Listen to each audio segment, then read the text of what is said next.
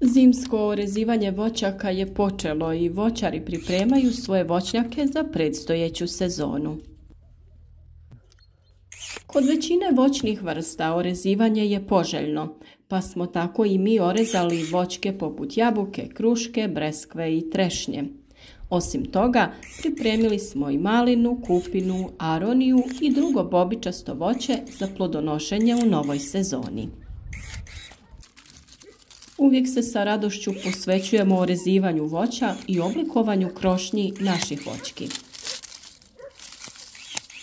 U ovom videu pričati ćemo o orezivanju voća, ali i o alatima koji su nam potrebni za to. Upravo su alati kojim se obavlja rezidba ključan faktor koji definira da li je rezidba voćaka težak posao ili ne. Ručne škare često uzrokuju žuljeve na dlanovima, ali u nekim situacijama potrebna je zaista i velika snaga za obavljanje ovog posla. Od kad su se pojavile baterijske električne škare, tražili smo način da dođemo do njih. Cijena ovakvih alata često je bila dosta velika, ali na tržištu su se pojavili proizvođači koji nude odličan kvalitet alata po prihvatljivim cijenama. Jedan od takvih alata su Keptek alati, koji su većinom namijenjeni za rezidbu voćki. Ovaj alat se prodaje na Amazon trgovini i dostupan je u cijelom svijetu. Ukoliko budete zainteresirani za kupnju ovakvih škara, ostaviti ćemo link na kraju videa i dodati ga ispod videa u opis. Dolazi u pakiranju sa 2 baterije i punjačem. Naravno, za našu publiku smo dogovorili poseban popust koji ostvarujete ukoliko koristite taj navedeni link u opisu videa. Nakon što smo napunili baterije, došlo je i vrijeme da ih probamo. Škare su čvrste i veoma jake. Testirali smo ih na više različitih voćki i ispunile su stvarno sva naša očekivanja. Prije upotrebe potrebno je podmazati oštrice da bi alat bio dugotrajniji.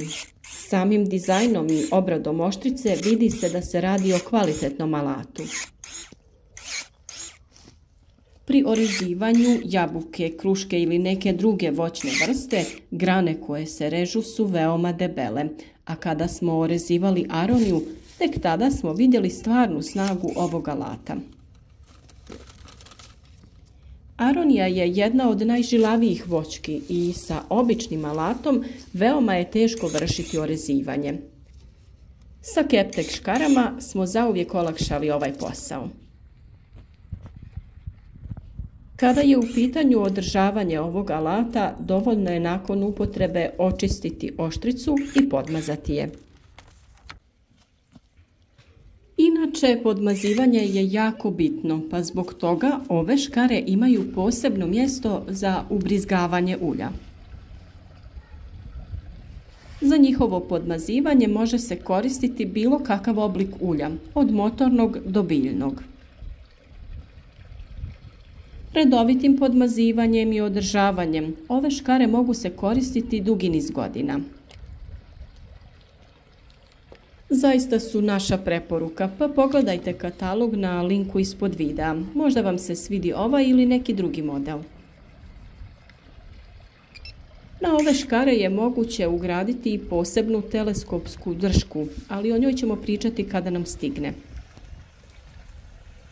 A kada su u pitanju debele grane na krošnji voćki, tada ćemo koristiti električne ručne pile. Kod rezidbe prvenstveno treba rezati vodopije. To su grane koje rastu vertikalno prema gore i vrlo su bujne. One uzimaju puno energije i hrane voćki, a ne daju plodove, pa ih treba obavezno skidati. Pored toga, potrebno je dovesti u ravnotežu vegetativni i generativni razvoj voćke, odnosno obezbijediti prostor za razvoj rodnih grana i onih koje rastu. To postižemo prorjeđivanjem grana u krošnji voćke. Ovo je jako bitno jer na taj način krošnja dobiva više sunčeve svjetlosti, a to pogoduje smanjenju bolesti. Ovo je rodni pup i možete ga primijetiti jer je malo deblji od ostalih pupoljaka. Drugi pupoljci su manji i šiljasti su, te će iz njih najčešće rasti nova vegetacija. Zbog toga se oni zovu vegetativni. Rodnih pupoljaka ima najviše na kratkim grančicama koje možete primijetiti na ovoj krušci. Nekad se desi da na voćki imamo samo takve grane. Upravo takvu situaciju imamo kod ove voćke i očekujemo jako puno cvjetova u proljeće. A ako vremenski uslovi budu povoljni, biti će i plodova. Kod nekih voćki na vrhu grana se nalazi i rodni i vegetativni pupoljak, pa zbog toga trebamo biti oprezni pri orezivanju. Kod mladih voćki koje još nisu formirale svoju krošnju, dobro je takve grane ostaviti i staviti u povoljan položaj, a nakon što se na vrhu pojave plodovi, spustiti će se u horizontalni položaj te će usporiti sa rastom. Ovakve grane možemo saviti vezanjem ili možemo koristiti specijalne savijače za savijanje grana. Prilikom orezivanja često imamo puno orezanih grana koje možemo iskoristiti upravo za ovu namjenu.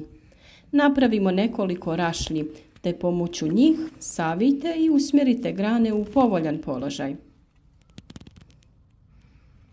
Ova kruška je većinu grana usmjerila prema gore, te ćemo na ovaj način raširiti krošnju i omogućiti protok zraka kroz nju i dotok svjetlosti u središte krošnje.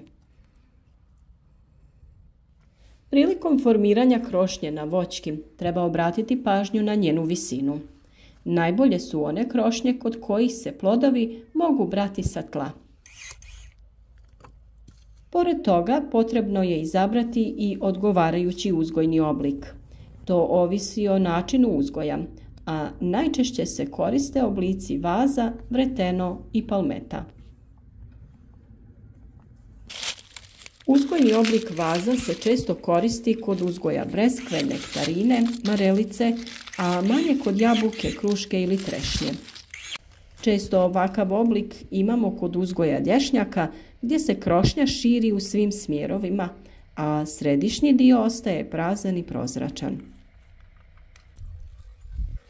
Jabuka se najčešće uzgaja na uzgojnom obliku vitko vreteno gdje imamo glavnu provodnicu koja nosi kompletno stablo, te primarne grane koje su ujedno i rodno drvo. Ovakav oblik krošnje pogodan je za plantažni uzgoj jabuke gdje se koristi mehanizacija, a i potreban rad je sveden na minimum. Visina voćke se drži između 2,2 do 2,5 metra, što omogućava jednostavnu berbu i orezivanje. Uzgojni oblik palmeta najčešće se primjenjuje kod uzgoja jabuke, kruške i breskve.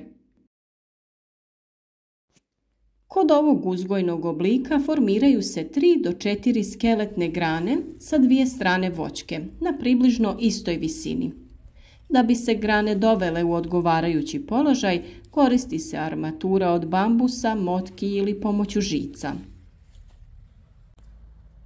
Najveći prinosi se postižu formiranjem drugih rodnih grana na kojima bude više cvijeta, a rodnost je češća.